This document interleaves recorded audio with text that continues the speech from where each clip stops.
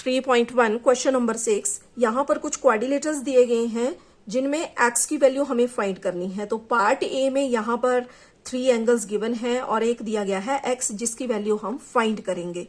तो हमें किस तरह से यहां पर एंगल सम प्रॉपर्टी हमें यूज करनी है। एंगल सम प्रॉपर्टी हम जानते हैं कि किसी भी ट्रायंगल के तीनों एंगल का सम 180 डिग्री के इक्वल होता है। और अगर हम क्वाड्रिलेटरल का देखें तो क्वाड्रिलेटरल में हम यहां पर चेक कर सकते हैं कि इस क्वाड्रिलेटरल में 2 ट्रायंगल बन रही हैं। तो angle sum property, angles sum of given quadrilateral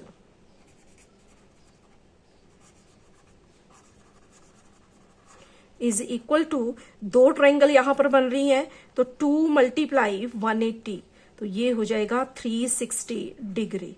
ठीक है, तो ये गिवन क्वाड्रिलेटरल जो है इसके चारों एंगल का सम 360 डिग्री होगा। तो अकॉर्डिंग टू क्वेश्चन यहां पर 50 degree plus 130 degree plus 120 degree plus x is equal to 360 degree. अब इन तीनों का सम हम कर देंगे, 130, 120 और 50 प्लस करेंगे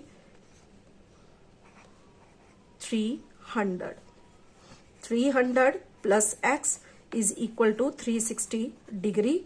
x is equal to 360 degree minus 300, तो यहां 360 माइनस 300, तो ये हो जाएगा यहां पर एक्स की वैल्यू 60 डिग्री। और यही है इसके लिए आंसर। देखते हैं इसका पार्ट बी। तो पार्ट बी में भी एक क्वाड्रिलेटरल है जिसमें देखो यहां पर एक एक्सटीरियर एंगल जो है वो 90 डिग्री हमें गिवन है, लेकिन हमें यहां पर फाइंड करना है। देखो अगर ये वाला एक्सटीरियर एंगल 90 है तो इसकी दूसरी साइड भी कितना होगा, ये 90 डिग्री। ठीक है, क्योंकि यहां पर angles on a straight line, ठीक है, angles on a same side के दोनों तरफ जो एंगल बनते हैं परपेंडिकुलर के दोनों तरफ, उनका सम होता है 180 डिग्री। ठीक है, तो यहां पर 90 प्लस 90 ये हुआ 180 डिग्री। तो बोलने का मतलब है कि यहां पर एक एंगल 70 डिग्री है, दूसरा 60 है और ये हो जाएगा यहां पर 90 डिग्री। अब हमने angle sum property of quadrilateral यहां फाइंड करनी है। तो उसके लिए देखो यहां अगर इस क्वाड्रिलेटरल में हम ट्रायंगल्स फॉर्म करें तो 2 ट्रायंगल इसमें बनेंगी। ठीक है, तो इसमें 2 ट्रायंगल बनेंगी तो एक ट्रायंगल के तीनों एंगल का सम 180 होता है, तो 2 का कितना हो जाएगा 360 डिग्री। ठीक है, तो इसके लिए देखो x प्लस 70 प्लस 60 प्लस 90, इन चारों एंगल का सम हो जाएगा 360 डिग्री। प्लस करेंगे 70, 60, 90, 220, तो x प्लस 220 360 डिग्री। तो यहां से x की वैल्यू आ जाएगी 360 डिग्री माइनस 220, 041, तो x की वैल्यू आ गई यहां पर 140 डिग्री। नेक्स्ट है इसका पार्ट सी। तो पार्ट सी में जो क्वाड्रिलेटरल दिया गया है इसमें देखो 2 एक्सटीरियर एंगल दिए गए हैं। ठीक है, और ये जो क्वाड्रिलेटरल है इसमें 1, 2, 3, 4, 5 साइड दी गई है, मतलब ये एक पेंटागन है। ठीक है, तो जिसमें 2 एंगल एक्स दिए गए हैं, एक दिया गया है 30 डिग्री और बाकी के 2 के लिए यहां पर एक्सटीरियर एंगल दिया गया है। ठीक है, तो यहां पर हमने अभी पार्ट बी में देखा कि angles on a straight line का सम जो होता है वो 180 डिग्री के इक्वल होता है। तो यहां पर देखो sum of angles on a straight line is equal to 180 degree. Therefore अगर इसको हम 70 बोले प्लस ये एक स्ट्रेट लाइन है और इसका एक एंगल है 70 डिग्री, तो इस तरफ वाला एंगल को हम लेट कर लेते हैं यहां पर y। ठीक है, इसको हमने लेट कर लिया यहां पर y। तो 70 प्लस y किसके इक्वल हो जाएगा? 180 डिग्री के। तो y की वैल्यू हो जाएगी 180 degree minus 70 degree.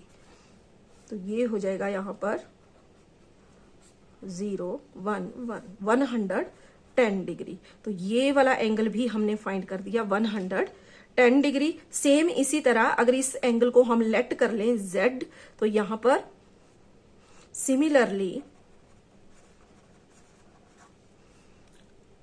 Angle z plus 60 degree is equal to 180 degree. तो angle z is equal to 180 degree minus 60 degree, 120 degree. तो एंगल z हो गया यहां पर 120 डिग्री। अब देखो यहां पर 1 2 3 एंगल हमारे पास है, x हमें फाइंड करना है। तो देखो यहां पर ये दोनों एंगल जो है वो एक दूसरे के इक्वल है। अगर हम एक x फाइंड कर लेंगे तो सेम वही एंगल हमारा दूसरा भी हो जाएगा। तो इसमें देखो कितनी ट्रायंगल्स फॉर्म हो सकती हैं। तो देखो एक ट्रायंगल तो बन जाएगी ये, और दूसरी हो गई ये वाली, और ये तीसरी, यानी कि इसमें टोटल लग रही है 3 ट्रायंगल्स यहां पर बन रही हैं। तो 3 मल्टीप्लाई 180 डिग्री, तो ये हो जाएगा 540 डिग्री। यानी कि ये जो गिवन क्वाड्रिलेटरल है इसके एंगल का सम हो जाएगा यहां पर 540 डिग्री। तो सारे एंगल्स को सम की फॉर्म में लिख लेंगे। 30 degree plus x degree plus 110 degree plus 120 degree plus x is equal to 540 degree. ठीक है, अब इन एंगल्स को, इन तीनों एंगल्स को हम सम कर लेंगे।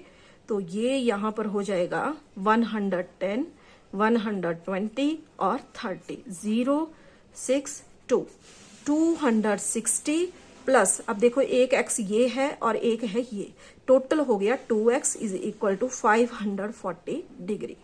2x is equal to 540 minus 260, 082, तो ये हो गया 280 डिग्री। तो 2x इज इक्वल टू हो गया 280 डिग्री, और x की वैल्यू हो जाएगी 280 अपॉन 2, 2 1 जा 2 4 जा और 0। तो x आ गया यहां पर 140 डिग्री, यहां पर भी और यहां पर भी। नेक्स्ट है इसका पार्ट डी। तो पार्ट डी में देखो एक, इसमें पहले तो साइड देखेंगे 1 2 3 4 5। तो ये एक रेगुलर पेंटागन हमें दिया गया है, क्योंकि इसकी पांचों साइड इक्वल है तो इसे हम बोलेंगे रेगुलर पेंटागन। तो इसमें x की वैल्यू हमें फाइंड करनी है।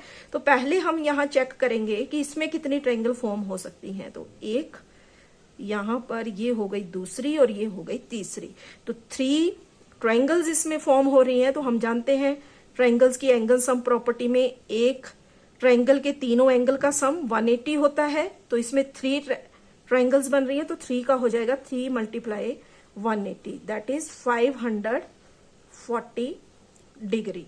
अब इसमें पांचों एंगल्स जो हैं वो दिए गए हैं x, और ये एक रेगुलर पेंटागन है। तो यहां पर इस क्वाड्रिलेटरल के लिए एंगल सम प्रॉपर्टी हो जाएगी 5 टाइम्स x को प्लस कर लेंगे, तो ये इक्वल हो जाएगा 540 डिग्री के। तो 5x is equal to 540 degree, x is equal to 540 upon 5, 5 1 जा 5 1 जा, और यहां पर 4 नहीं हो पाएगा तो 0, 40 हो गया 5 8 जा। तो x की वैल्यू इसमें हो जाएगी 108 डिग्री, और यही है इसके लिए आंसर।